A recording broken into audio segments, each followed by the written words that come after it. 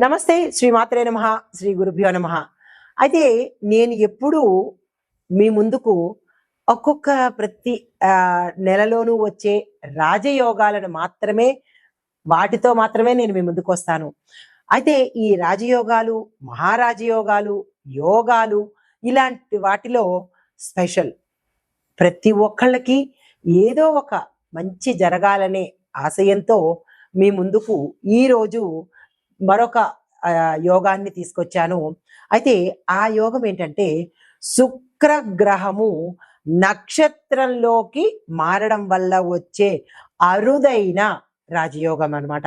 అంటే మనకి ఈ గ్రహాలు ఒక్కొక్కసారి రాసుల్లో మారుతూ ఉంటాయి, ఒక్కొక్కసారి నక్షత్రాలలో కూడా మార్పులు సంభవిస్తుంటాయి. ఈసారి శుక్రగ్రహము నక్షత్రాలలో మారిందనమాట.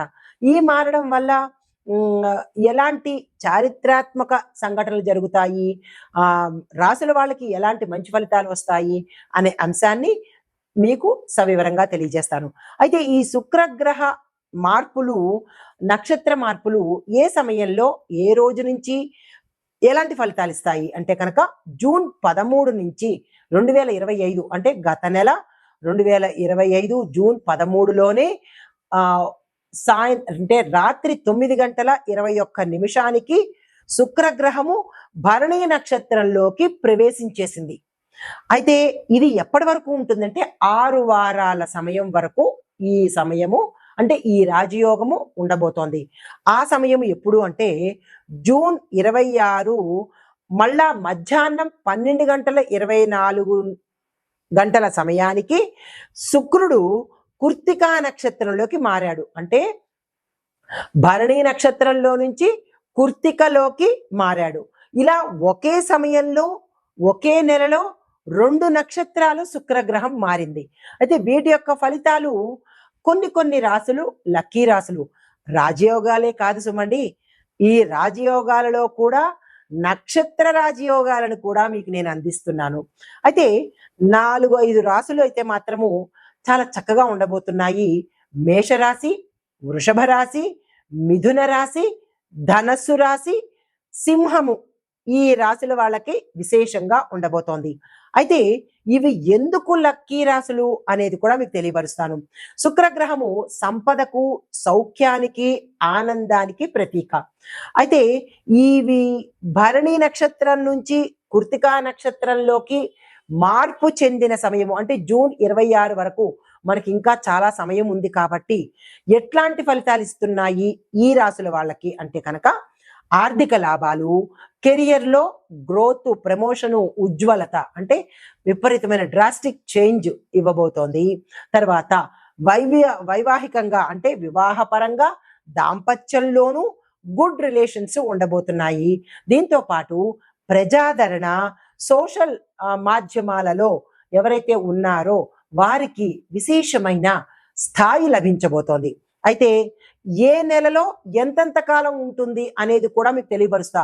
మీకు ఒక కన్ఫ్యూజన్ రావచ్చు, ఏ నెలలో మేము చూసుకోవాలి, ఎంతెంత సమయం ఉండబోతోంది అనే సందేహం లేకుండా అది కూడా మీకు ఇక్కడ ఇచ్చేస్తాను. అయితే ఈ శుక్రగ్రహము భరణి నక్షత్రంలో జూన్ 13 నుంచి 26 వరకు, కృత్తికా నక్షత్రంలో జూన్ 26 నుంచి సుమారు జూలై 10 వరకు అనగా 12 రోజులు ఉండబోతోంది. అయితే ఈ ఈ 2 రోజులు చాలా గుర్తుపెట్టుకోండి. వీలైతే స్కిప్ చేయకుండా నోట్ చేసుకునే ప్రయత్నం చేయండి, లేదా మరల చూసే ప్రయత్నం చేసుకోండి. శుక్రుడు స్వరాశిలోనే అంటే వృషభ రాశిలోనే జూన్ 29 నుంచి జూలై 26 వరకు ఉంటాడనమాట. ఇది కూడా మీరు చాలా జాగ్రత్తగా ఏ రాశుల వాళ్ళకి ఏ సమయాల్లో అనేది చెప్పాను కాబట్టి రాసుకుని నేను చెప్పే పరిహారాలు కానీ ఈ యొక్క ఫలితాలు కానీ జాగ్రత్తగా చూసుకునే ప్రయత్నం చేసుకోండి. అయితే మొత్తంగా చూసినట్టయితే జూన్ 13 నుంచి జూలై 26 వరకు సుమారుగా 6 వారాల పాటు ఈ శుక్రుడు సంచారం చేయబోతున్నాడు అనమాట. విశేషమైన ఫలితాలను ఇవ్వబోతున్నాడండి. అయితే ఆ రాసులకే కాకుండా దేశకాలమాన న్యాయ, ఆర్థిక, రాజకీయ రంగాల్లో కూడా మనం చూసుకోవాలి కదా. ఇప్పుడు ఒక్కొక్క పరిధిలోనూ ఎలా ఉండబోతోంది అనేది చెప్తాను. ముందుగా ఆర్థికంగా చూసినట్టయితే ద్రవ్య వేదన అంటే స్టాక్ మార్కెట్లో కావచ్చు పెరుగుదల కనబడుతోంది. టెక్, ఎఫ్ఎంసీజీ, ఐటీ రంగాలలో వృద్ధి కూడా కనబడుతోంది. తర్వాత విదేశ పెట్టుబడులు చాలా ఫ్లో ఎక్కువగా ఉండబోతోంది. వృషభ, మిథున, ధనస్సు రాశుల కలిసే ఈ అనుసంధానం అనేది ఏర్పడబోతోంది. తర్వాత పేమెంట్ వ్యవస్థలో సౌకర్యాన్ని తీసుకొస్తున్నారు. ఈ స్కాముల బారిట ప్రజలు పడకుండా ఉండడం కోసము డిజిటల్ సేవలు, ఈ కామర్స్ సేవలు అంటే చాలా మంది మనకి ఈ పేమెంట్లు, జీపేలు, ఫోన్ పేలు ఇలాంటి పేమెంట్లలో స్కామ్స్ ఎదుర్కొంటున్నారు. కాబట్టి ప్రజలు కోసము మన ప్రభుత్వము కొత్త టెక్నాలజీని మనకి అందుబాటులోకి తీసుకురాబోతోంది. ఈ కామర్స్ ఒకటి, డిజిటల్ సేవలు ఒకటి అందుబాటులోకి తీసుకొస్తోంది. అయితే ఇంకా రాజకీయ పరిస్థితులు చూసినట్టయితే కనుక రాష్ట్ర ఎన్నికల సమీకరణాలు జరగబోతున్నాయి. ఇప్పటికే జనవరి, మార్చిల్లో గమనించినట్టయితే కనుక మే 14 నుంచి శుక్రయోగం కూడా మనకి కంజెక్టివ్ అవుతోంది. దీనివల్ల కొంత మార్పులు జరిగే అవకాశం కూడా కనబడుతోంది. అయితే ముఖ్యమైన నిర్ణయాలు ఎప్పుడు తీసుకుంటారు అంటే జూలై, ఆగస్టు మధ్య కేంద్ర రాష్ట్రాలలో నిర్ణయాత్మక పాలసీలు మనకి ప్రవేశపెట్టబడబోతారు. అది ప్రజాదరణ పెరుగుతుంది, ప్రజలకు ఇష్టమయ్యేటట్టుగానే ఉండబోతున్నాయి. అయితే న్యాయ వ్యవస్థ ఎలా ఉంటుంది అంటే కనుక పెండింగ్ కేసులు తీర్పుకు వచ్చేటట్టుగాను కొన్ని కీలకమైన ఆధారాలతో నిర్ణయాలు ఇవ్వడం జరుగుతుంది. తర్వాత మెరుగైన పబ్లిక్ సర్వీసెస్ ని మనకి న్యాయ వ్యవస్థ ద్వారా ప్రతి ఒక్క పౌరుడికి అందుబాటులోకి వస్తాయి. తర్వాత రక్షణ విభాగం చూసినట్టయితే ఆర్మీ, పోలీసులు ఆపరేషన్స్ అనేవి కొత్తగా అంటే టెక్నాలజీ పరంగా కావచ్చు, లేదా అంటే కొంచెం పటిష్టంగా ఉండేటట్టుగా చర్యలు తీసుకోబోతున్నారు. సైబర్ సెక్యూరిటీ ఆధునికీకరణ చాలా ఫాస్ట్ గా తీసుకుంటున్నారు. ఎందుకంటే సైబర్ నేరాలు ఎక్కువగా జరుగుతున్నాయి కాబట్టి వాటిని తగ్గించి ప్రజలకు మేలు చెయ్యాలి అనే ధోరణిలో డిజిటల్ కి కొంచెం మార్పు చేర్పులు చేసి ప్రజల్ని సైబర్ నేరాలకు దూరంగా ఉంచే ప్రయత్నం మన ప్రభుత్వం తీసుకోబోతోంది. చాలా చక్కని విషయం ఇది. అయితే రాశి వారీగా దేశవ్యాప్తంగా ఈ యోగం ఎలా ఉండబోతోంది అంటే కనుక ఆర్థిక రంగం చూసినట్టయితే లాభాల వృద్ధి, ఎంఎస్ఎంఈ, ఎస్ఎంఈ విభాగాలలో మనకి ఉత్ప్రేరణ, డెవలప్మెంట్ కనబడుతోంది. రాజకీయ పరంగా చూసుకున్నట్టయితే ఓవరాల్ గా రాజకీయ నాయకులకు జనాల యొక్క డిమాండ్ ఉంటుంది, సార్వత్రిక అవగాహన ఏర్పడుతుంది.